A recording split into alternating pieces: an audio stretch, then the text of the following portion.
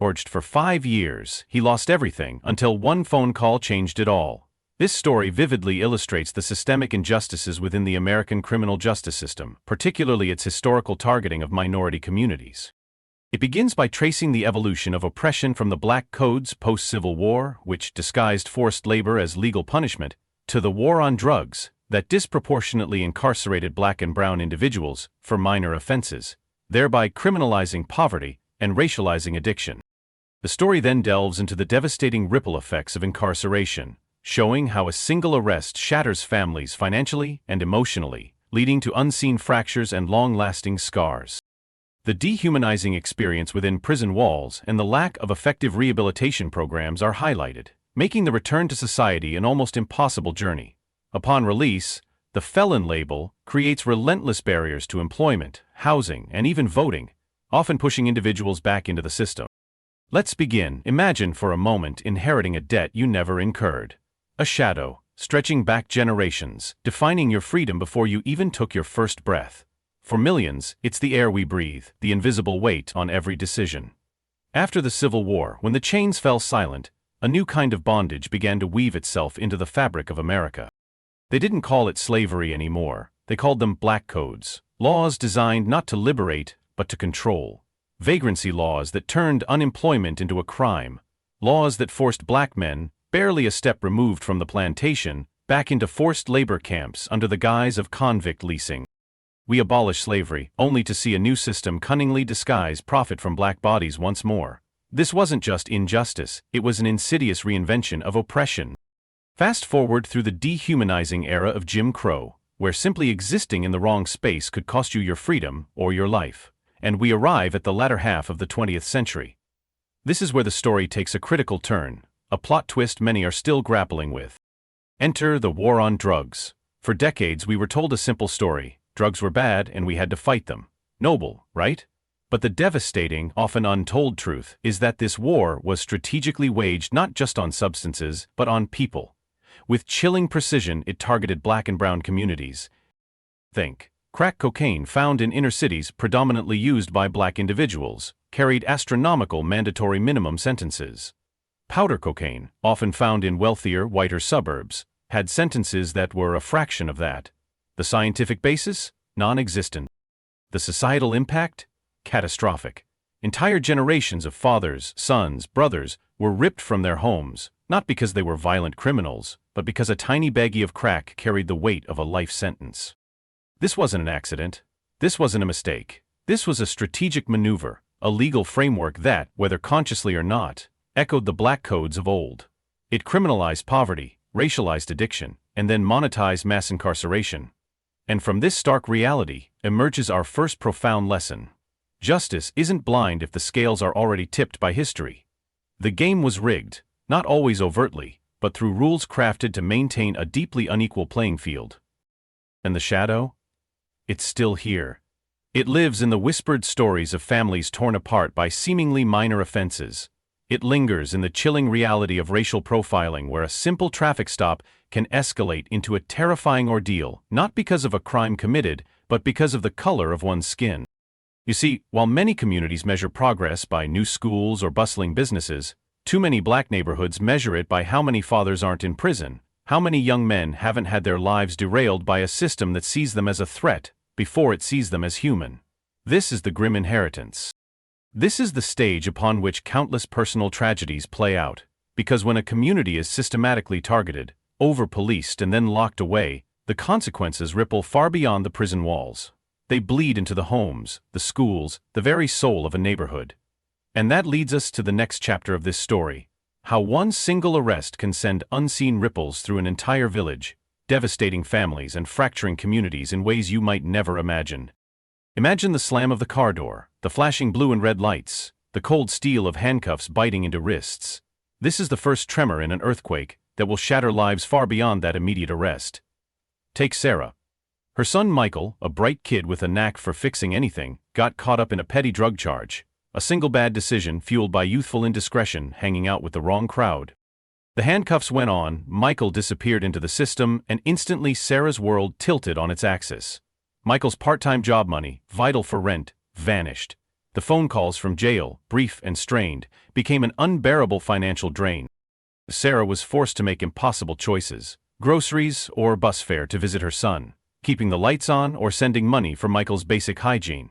This isn't just brutal arithmetic, it's the immediate, crushing economic fallout of mass incarceration, pushing struggling families deeper into the abyss. But the financial ruin is only one of the visible cracks. What about the unseen fractures?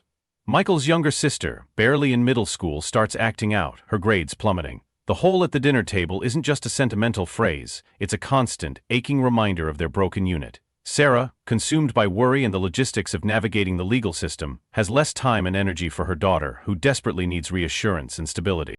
This is the insidious way a single arrest can erode the very foundation of a family, leaving emotional scars that can last for generations. We often talk about crime statistics, but rarely do we truly grasp the human cost, the intimate tragedies unfolding behind closed doors. And the ripples extend beyond the immediate family. Michael's absence leaves a void in his circle of friends, some of whom might be vulnerable to the same pressures that led to his arrest. The community loses a young man who could have been a mentor, a positive influence. When a significant portion of a neighborhood's young men are cycled through the system, the social fabric itself begins to fray. Trust in institutions dwindles, hope becomes a fragile commodity. It's a vicious cycle. Poverty and lack of opportunity can contribute to crime, and mass incarceration further entrenches poverty and destroys opportunity within those same communities. It's like actively dismantling the building blocks of a thriving neighborhood, one arrest at a time. This is the insidious way a single arrest can erode the very foundation of a family, leaving emotional scars that can last for generations. We often talk about crime statistics, but rarely do we truly grasp the intimate tragedies unfolding, and, tragically, the system itself often profits from this pain. From court fees to probation costs to the exorbitant prices of phone calls and commissary items, this is a hidden tax, a financial surcharge on poverty and the consequences of systemic injustice. So the lesson here is profound. A single lockup doesn't just imprison a body, it shackles a family's future. It sends shockwaves through a community, eroding its economic stability, fracturing its social bonds, and leaving invisible wounds that can take generations to heal. And as we delve deeper, we'll see how this brutal experience inside the iron gates often makes the road back to that shattered community an almost impossible journey. Imagine a world where your very identity is stripped away, replaced by a number, a uniform, and a set of rigid rules. This is life behind the iron gates. For those swallowed by the system, like Michael, the experience isn't just punishment, it's a brutal education in dehumanization. Every day is a battle to maintain a sense of self, to hold on to dignity in an environment designed to chip it away. Consider the profound mental health crisis festering within these walls. Studies show incarcerated individuals suffer from depression, anxiety, and PTSD at rates far exceeding the general population, yet adequate mental health care is often a luxury, a scarce resource in a system overwhelmed and underfunded. We're locking people away, breaking them down, and then expecting them to emerge whole and ready to re-enter a society they can barely recognize. It's a ticking time bomb, a tragic oversight. And what about rehabilitation? The promise of prison being a place of reform often rings hollow. While some institutions offer limited programs, many leave individuals with stagnant skills, ill-equipped for the rapid pace of the outside world. How can we expect someone to re-enter and succeed when they're released with outdated knowledge, no practical experience, and a system actively working against them? In a stark, brightly lit prison visiting room, Michael sits opposite his mother, Sarah, clutching a worn photo. Michael, honey, you look tired. Have they been letting you get enough sleep? Sleeps for the free, Ma. Just a lot of noise in here. My bunk's right by the main corridor. Every time a guard walks by, every time a cell door slams, it's like a hammer to your head. I brought you that photo. Remember this? Your graduation, you were so proud, and that speech you gave about wanting to build things, to make something new. Yeah, that was a lifetime ago, wasn't it? Funny how a few wrong turns can erase a whole future. In here, they don't care about what you could build, only what you did, or what they say you did. Don't talk like that, Michael. Don't let them break you. I see you. I see my boy, the smart one, the one who could fix anything. Your sister, she misses you so much. She asks about you every day. Says she wishes you were here to help her with her science project. My sister, God, Ma, that kills me. I try to write, but what do I even say? Hi from the concrete box. Hope you're doing better than your big brother who's watching his life waste away. They don't let you forget where you are, Ma. Every single day they remind you you're a number, not a man, not a son, not a brother, just a number. You are not a number, Michael. You're my son, and you're coming home. We're fighting for you. Your lawyer found a new angle about how they handled the evidence. With a 5-year gap on his resume? Who trusts him? They teach you nothing in here to actually live out there. No real skills, no new trades, just how to survive here. And out there? Out there is a whole different kind of jungle. I've seen guys come out, try their best, and then they're back within months. No job, no place to live, just the streets pulling them back. It's like they set you up to fail. We won't let that happen, Michael. You hear me? We're a family. We'll find a way. You'll find a way. We have to believe in that. We have to. I want to, Ma. God, I want to. Sometimes that's the only thing that gets me through the night. Just knowing you're out there, fighting. A guard's call echoes in the background, signaling the end of visiting hours.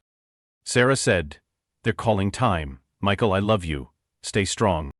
Michael watches her, a silent nod. He looks at the photo in his hand again, then slowly, deliberately, crumples it. Then comes the moment of release. The gates clang open, and suddenly, they're free. But what kind of freedom is it? For most, it's a labyrinth of legal and social barriers, almost designed to push them back into the very system they just escaped. This is where the felon label becomes a relentless torment. It's not just a word, it's a legal scarlet letter, permanently branding them as unemployable, unhousable, and in many states, unvotable. Michael, out of prison, applies for dozens of jobs. Each time he checks that dreaded box, "Have you ever been convicted of a felony?" he knows his application might as well go straight into the trash. Imagine the crushing weight of constantly being told you're not good enough, not trustworthy enough, simply because of a mistake from your past, sometimes decades ago. The frustration mounts, the desperation grows, and the temptation to fall back into old patterns becomes a question of survival. Housing is another monumental hurdle. Landlords can legally deny housing to anyone with a criminal record, pushing returning citizens into precarious living situations, homelessness, or forcing them to rely on already strained family members. Without stable housing, how can you hold a job? How can you rebuild your life? It's a foundational need, yet it's consistently denied. This is the grim reality of the revolving door of the justice system. We spend billions to lock people up, but then we penny pinch on effective re-entry programs. We don't provide adequate job training, mental health support, or housing assistance. We build a wall of systemic barriers around them, and then act surprised when they stumble, when they end up back inside. It's a self-perpetuating cycle that costs us all not just in dollars but in wasted human potential and shattered communities. The lesson here is chillingly clear. Freedom isn't just about opening a gate, it's about opening doors of opportunity. If we close every door, we're not just ensuring their failure, we're guaranteeing their return to the very places we claim we want them out of. And this deeply flawed system, this cycle of despair, set the stage for flashpoints of protest and a long overdue national reckoning, bringing us to the very public, very painful incident that exposed these cracks for the entire world to see. Then came May 25, 2020, a day etched into global memory, not because it was an anomaly, but because it was a catalyst. The world watched, horrified, as a simple accusation, an alleged counterfeit $20 bill, escalated into a slow, agonizing public execution. George Floyd, a black man, pinned beneath the knee of a police officer for over 9 minutes, his desperate pleas for breath echoing across the internet. For many, this video was a shocking revelation.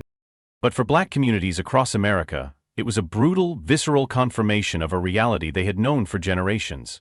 This wasn't just about a rogue officer. This was the chilling culmination of every systemic issue we've just discussed. It was racial profiling in broad daylight. It was the swift, disproportionate response to a minor, unconfirmed infraction. It was the systemic dehumanization that allows one human being to slowly snuff out the life of another, while bystanders pled for intervention. The knee on George Floyd's neck wasn't just on an individual, it was on the neck of a community that had been systematically suffocated by centuries of injustice. It was on the neck of families fractured by the war on drugs. It was on the neck of returning citizens trapped in a revolving door of reincarceration. It was the crushing weight of that grim inheritance, suddenly, devastatingly, visible for the entire world to see. The ensuing global protests under the banner of Black Lives Matter weren't simply about police brutality. They were a collective scream against the entire apparatus of racial injustice, with mass incarceration at its core. People poured into the streets, not just because they saw a man die, but because they understood that George Floyd's story was a painful echo of countless others: Eric Garner, Breonna Taylor, and so many more whose names we may never know. These weren't isolated incidents, they were symptoms of a deeply rooted discriminatory system demanding a reckoning. The world saw a knee on a neck, but a community felt the weight of history. This wasn't just a moment of profound sadness, it was a watershed, forcing uncomfortable conversations and exposing the urgent need for a different path forward. A path that recognizes the deep wounds, understands the systemic failures, and begins to build something truly just. The raw pain of George Floyd's final moments, the collective trauma it unearthed, demanded more than just outrage. It demanded a fundamental shift in how we define justice. For too long, justice has been synonymous with punishment, with locking people away. But what if justice meant restoration? What if it meant prevention? What if it meant investing in people and communities rather than simply warehousing their problems behind concrete walls? This is where our power truly lies, where the pathway to true freedom begins. It starts with recognizing that our current system is flawed and then actively working to dismantle its most destructive components. We're seeing a powerful movement for sentencing reform, pushing back against the draconian mandatory minimums that filled our prisons. There's a growing understanding that alternatives like ending cash bail and diverting individuals to treatment programs for addiction or mental health are not just more humane, but more effective and cost-efficient. We need to stop criminalizing poverty and addiction and start treating them as public health crises. But it's not enough to simply open the gates, we have to open doors of opportunity on the other side. This means investing heavily in effective reentry programs. Imagine if every person leaving prison had access to comprehensive support, guaranteed housing, job training, mental health counseling, and a dedicated mentor. Programs that actually work show dramatically reduced recidivism. When people have a real chance to rebuild, they take it. They become taxpayers, community members, and parents who can finally break the cycle of generational struggle. It also means empowering communities from within. Instead of over-policing and under-resourcing, we need to inject vital investments into community-led solutions, robust public education, accessible healthcare, youth programs that offer alternatives to the streets, and local businesses that create jobs. These are the real tools for crime prevention, far more effective than any prison cell. And crucially, we must fight for the restoration of fundamental rights like the right to vote, for those who have served their time. It's a cornerstone of full citizenship, a powerful symbol of belief in rehabilitation and second chances. The story of mass incarceration is a heavy one, filled with pain, injustice, and lost potential. But it's not a story without agency. We, as individuals, as communities, have the power to write the next chapter. It begins with educating ourselves, understanding that this isn't just their problem, but a collective challenge that impacts us all. It continues with supporting organizations dedicated to reform and re-entry, advocating for policy changes, and most crucially, changing our own hearts and minds. It means actively challenging the stigma attached to a criminal record, extending empathy, and truly welcoming returning citizens back into the vibrant fabric of our society. The bars are real, yes, but so is our power to dismantle them, not just from the outside through legislation, but from within our own communities, brick by brick, act by act, until the shadow of inherited injustice finally gives way to the undeniable light of true freedom and equitable justice for all. If this story resonated with you, if it made you think, made you feel, then please hit that like button, share this video with someone who needs to hear this message, and subscribe to our channel for more tales that challenge, inspire, and remind us of the incredible human spirit. Your support helps us amplify these crucial stories. Thank you for listening.